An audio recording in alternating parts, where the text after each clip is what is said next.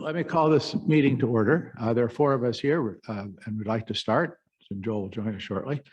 And tonight is a town forum. And just to be clear about what that means, that's really just an opportunity, but a very important one for those of us in the council to hear from residents, specifically regarding the proposal of a series of binding elements, as we call them, which would really be conditions that would be attached to the developer's request for rezoning of the 4-H acreage to make it suitable for their redevelopment as a retirement community.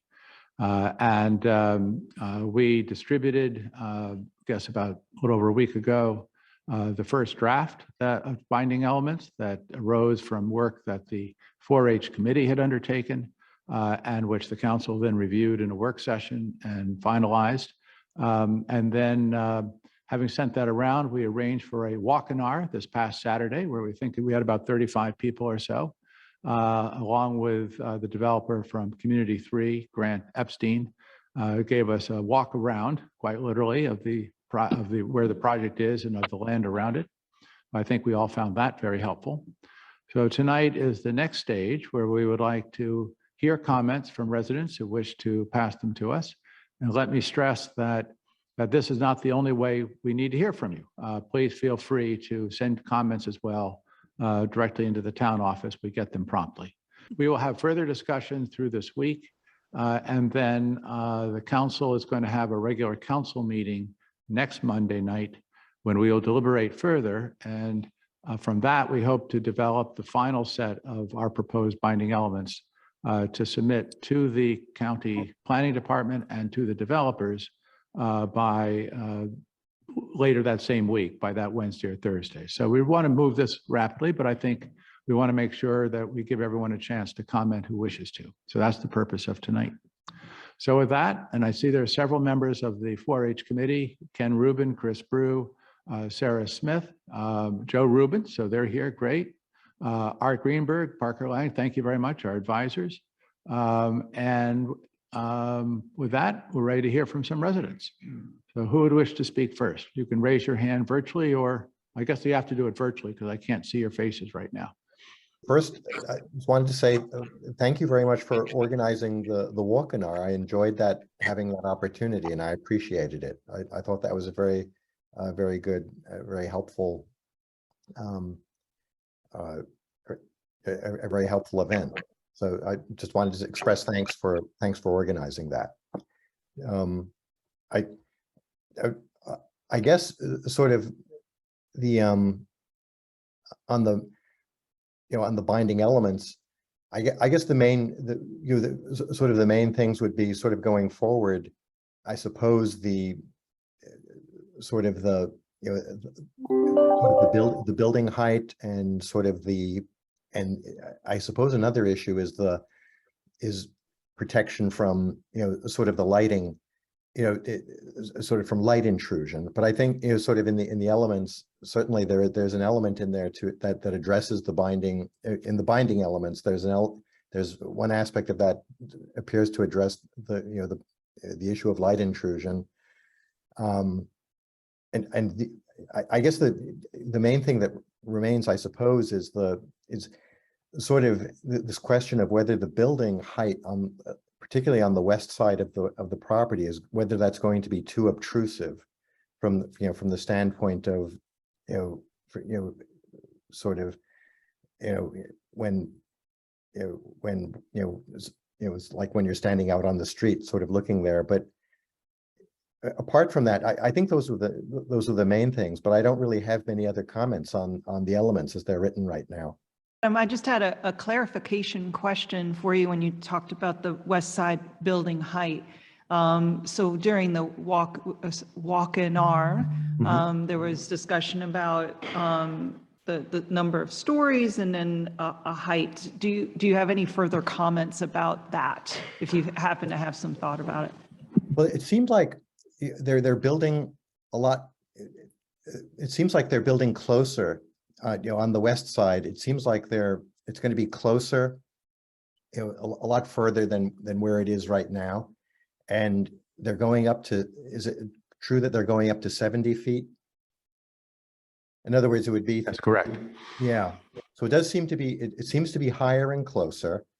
And, you know, I guess the question is there a risk that this is too obtrusive? I know that they provided sort of the, you know, they provided the sort of the picture, you know, or those you know, sort of those images, you know, for us to look at.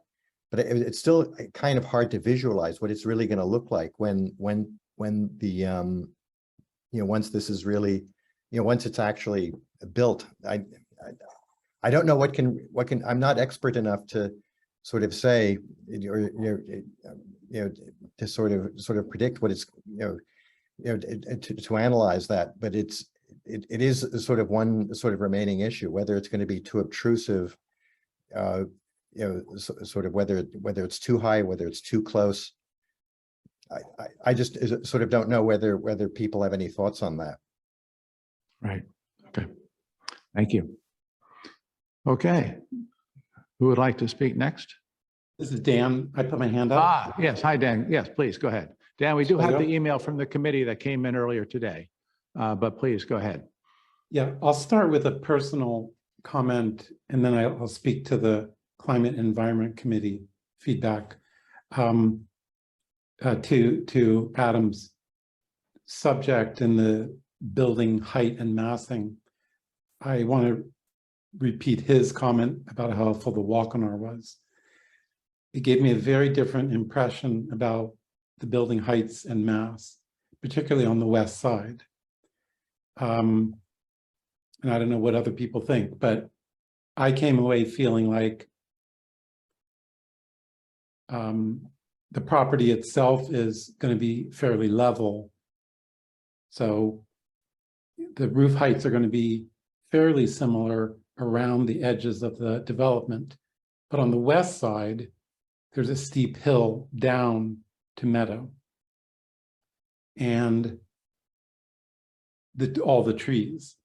And so I came away feeling like, wow, on the west side, I'm less concerned about the perspective looking up from meadow to the buildings because it's such a steep uphill, and of all the trees, I wonder whether, again, it's hard to tell, but I wonder if the buildings will even be visible from meadow.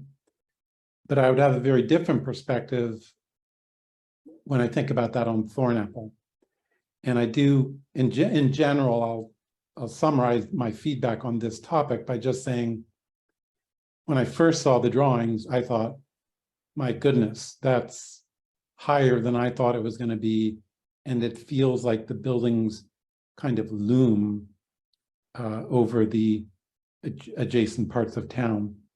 But after the walk-on-R, I felt less concerned about the meadow side, still a little bit more about the Thornapple side, and if that could be looked at and perhaps more of a interior height on the north side and the south side or the Woodside side compared to on the west side.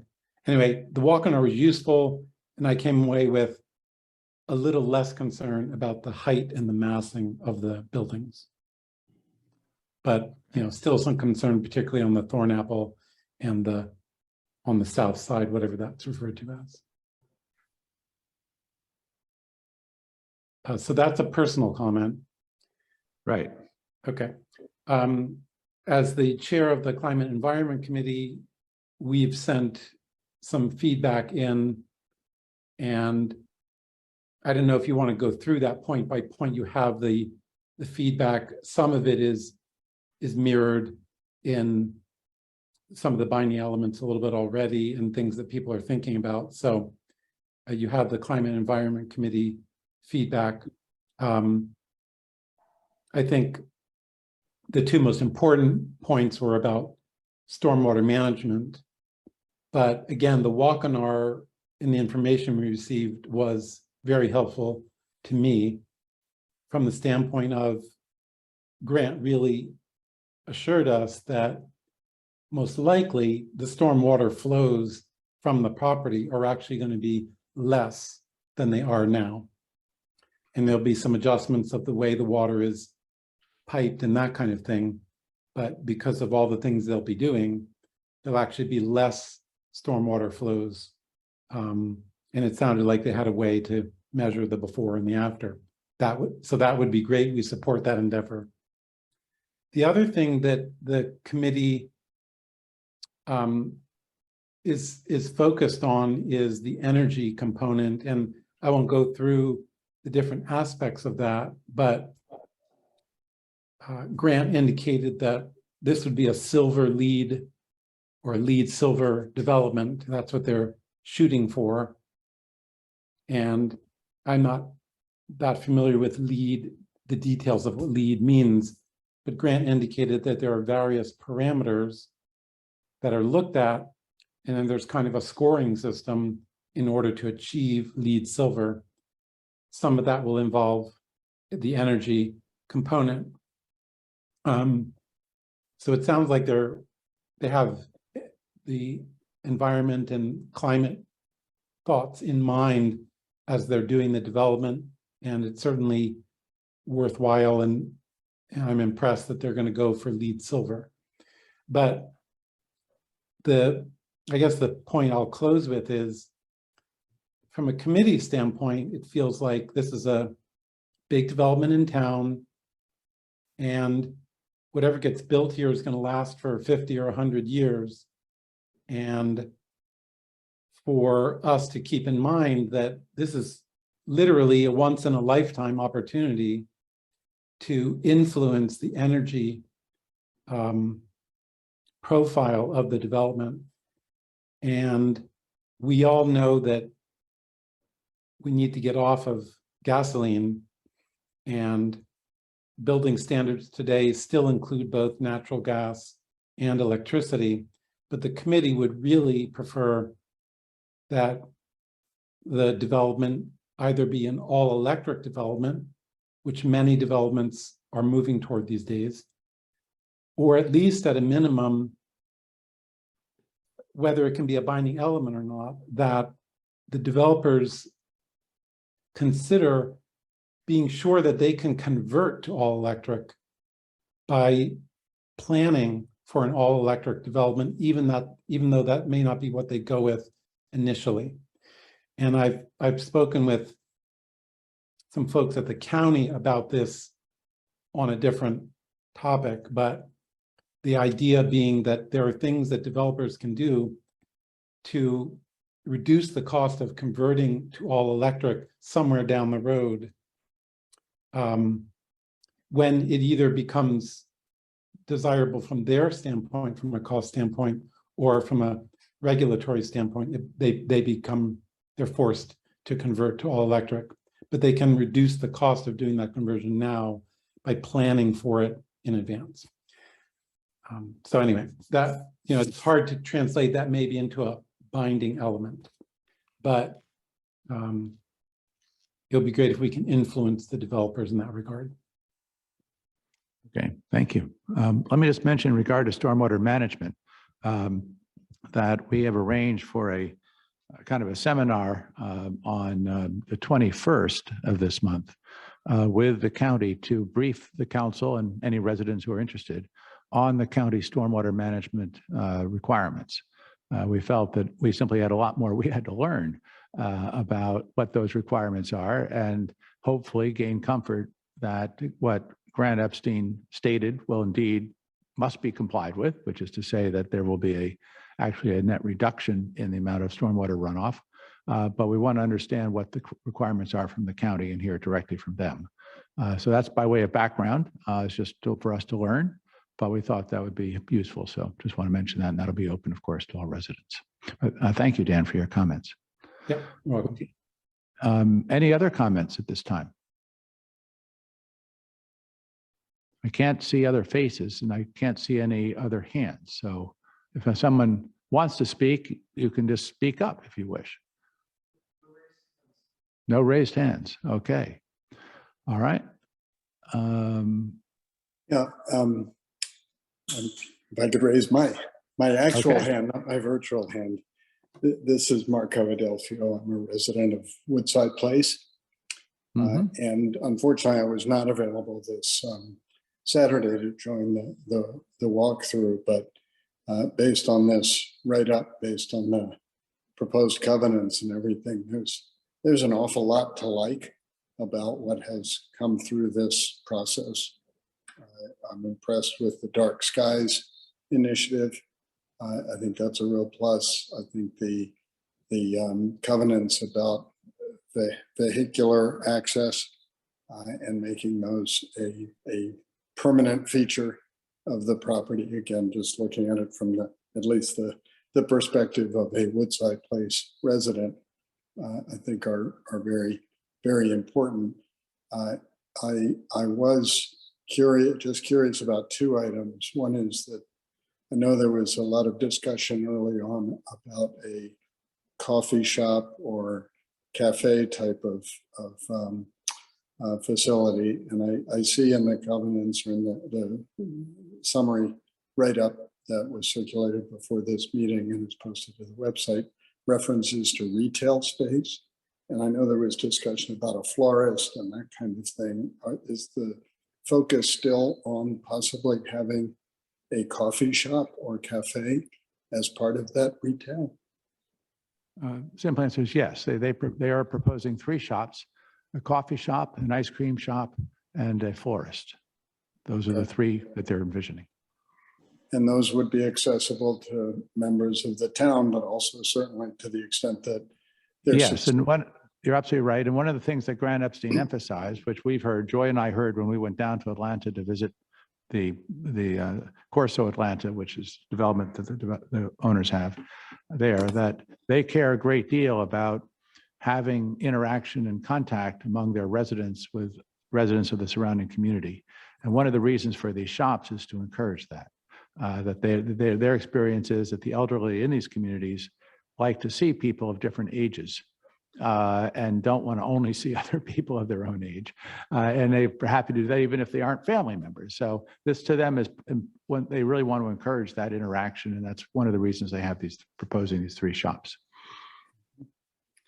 And to the extent that they're also proposing to move forward with access or best efforts, I think is how it was phrased, for a traffic light to have access directly in and out of the development. Presumably there would be a crosswalk there as well that would allow access to our nearby neighbors across Connecticut. I realize that's not the issue of this group necessarily, but I think it seems to come together in a positive way with the.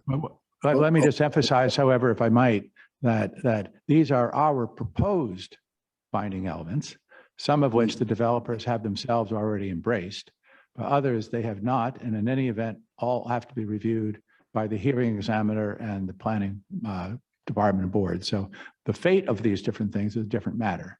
And signalization is one of those issues which is particularly difficult because ultimately the power authority for any signal on Connecticut Avenue is the State Highway Administration. So there's a lot of pushing on strings here to get that done. And we've had in the town a lot of experience, Irene and I most recently, trying to deal with SHA, and it's not easy, just say that bluntly. So, but that is certainly our goal. Understood. One last question that I had was the description of the pedestrian access, where the wording says something like the pedestrian access from Woodside would not directly access Connecticut Avenue. Would that be through the facility, perhaps, would access? I guess I'm curious what's envisioned there in terms of no direct access in your proposal. The only thing that was envisioned there was on the maps that we saw, they show a path from Woodside going due north, I guess you would say, 50 feet or so, coming to the outside of the building, turning right toward Connecticut, and then turning around at 90 degrees and heading then further north right along the front of the building to the main entrance. And they also showed a little side path that would just go from the south side directly to Connecticut. And we were saying, in response to concerns that Woodside residents have, that that little piece of path is not necessary and we would like it not to be built. So the path is really for people in the town to get to Corso, people in Corso to get to Woodside. But if people in Corso want to get to Connecticut, they can go straight out the main entrance. They don't need this little side path, which we just as soon not have built. So that was the idea there. All right. Well, thanks for listening to our concerns in recent months. And again, I think there's a lot to like in this write-up, and hopefully Corso will find much of it, if not all of it, acceptable. Very Thank good. you. Okay. Thank you.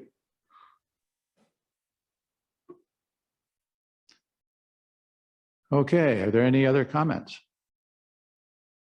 And I'm looking for hands, artificial or real. All right, I don't see any. Anything else anyone wishes to say? Otherwise, I will call this town forum to an end. Okay. Thank you all very much for coming. Appreciate it. And we will be convening again on Monday night for the town council deliberations on finalizing these elements. Thank you very much. Bob, thank you for joining. Okay. Good night, everybody.